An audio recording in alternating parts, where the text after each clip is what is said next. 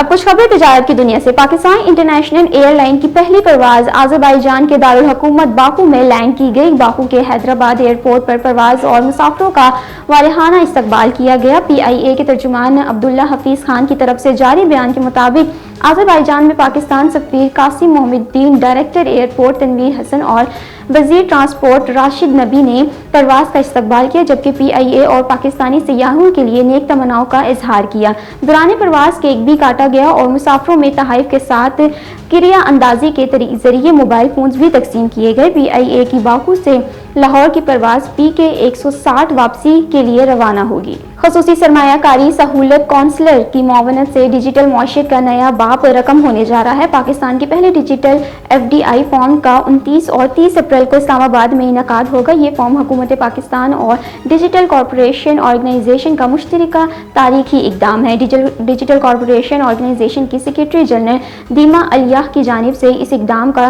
خیر مقدم کیا گیا۔ دنیا بھر سے 500 سے زائد سرمایہ کاروں، رہنماؤں اور ماہرین کی فورم میں شرکت متوقع ہے۔ وفاقی وزیر خزانہ Muhammad Aurangzeb world bank group اور IMF کے اجلاسوں میں شرکت کے لیے امریکہ روانہ ہو گئے۔ وزارت خزانہ کے مطابق ورلڈ بینک گروپ اور IMF کے اجلاس پیر 21 اپریل سے شروع ہو کر ہفتہ 26 اپریل تک جاری رہیں گے۔